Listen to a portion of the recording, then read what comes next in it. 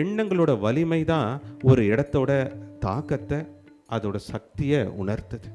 உதாரணத்துக்கு ஒரு வியாபார சந்தைக்கு போகும்போது அங்கே ஒவ்வொருத்தரோட எண்ணத்தோட பிரதிபலிப்பு உங்களுக்கும் மனசில் ஏதோ ஒரு விஷயத்தை, சஞ்சலத்தை உருவாக்கும். அங்கே பேசிக்கிட்டே இருப்பாங்க. அங்கே மன நிம்மதியாக நிശ്ചலமாக இருக்கிறதுக்கு வாய்ப்பே கிடையாது, அமைதியும் அடையாது. ஒரு வியாபார சந்தை அது அப்படி தான் இருக்கும். மார்க்கெட்டில் ஒரு மிருகங்களை படுகொலை செய்யக்கூடிய அந்த ஸ்லாட்டர் ஹவுஸ்ன்னு சொல்லக்கூடிய அந்த இடத்துக்கு போகும்போது எப்படி இருக்கும்?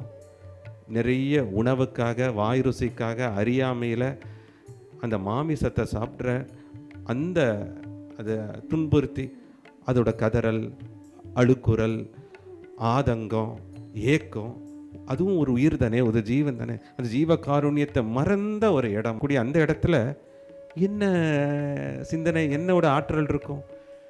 எதிர்மறையான ஆற்றல் தான் இருக்கும். அந்த எதிர்மறையான ஆற்றல் உங்களுக்கு எதிர்மறையான பயத்தையும் மிருக குணத்தையும் அதோட கதறலை உங்கள் மனசில் பிரதிபலிக்கும். இதுவும் சிந்தனை தான். ஏன்னா அதுதானே அந்த சிந்தனை, அந்த இடம் அதை தானே பண்ணியிருக்கு. அந்த இறைச்சி கூடம் அதை தான் பண்ணியிருக்கு. அதே சமயத்தில் சூதாடுற இடத்துக்கு போனால் ஒவ்வொருத்தருக்கும் அதிகாரமும் பற்றுதலும் ஆசைங்கிற பேராசையும் இருக்கும். ஆனால் எந்தெந்த இடத்தோட பிரதிபலிப்பு அந்தந்த இடத்துல இருக்கக்கூடிய ஜீவாத்மாவோட சிந்தனையால் சூழப்பட்டிருக்கு. இது நீங்கள் சொல்லணும்.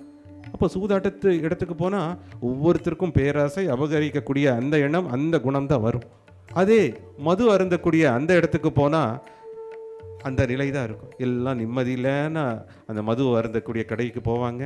இல்லை ரொம்ப அதிகமாக சந்தோஷமாக இருந்தாலும் மது அருந்த கடைக்கு போவாங்க. அந்த மதுவால் மதியிழந்து ஒவ்வொருத்தரோடையும் சண்டை போடக்கூடிய அந்த சிந்தனை இருக்கக்கூடிய அந்த இடம் எப்படி ஒருவருக்கு நிம்மதியை கொடுக்கும், ஆனந்தத்தை கொடுக்கும்? கொடுக்கவே கொடுக்க. ஆனால் அதுவே ஒரு கோயிலுக்கு போகிறீங்க, அந்த ஆலயத்துக்கு போகுது, மனம் லயமாகுது. ஒரு சித்தர் தவம் இருந்த அந்த சித்த கஷேத்திரத்துக்கு போகிறீங்க, அவர் எந்த நிலையில் தவம் இருந்திருப்பார்?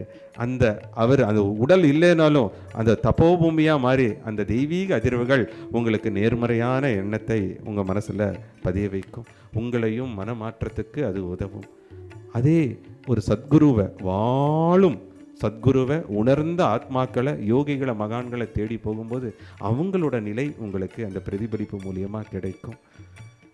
அவதாரத்துக்கிட்ட வரும்போது இதையும் காட்டிலும் 67 அடி ஒளிவட்டத்தில் இருக்கக்கூடிய இந்த வடிவத்தை பார்க்கும்போது உங்களுக்கு அளப்பரியா அன்பின் ஜோதி ஒவ்வொருத்தருக்கிட்டையும் ஒளிர விட்டு எரியும்.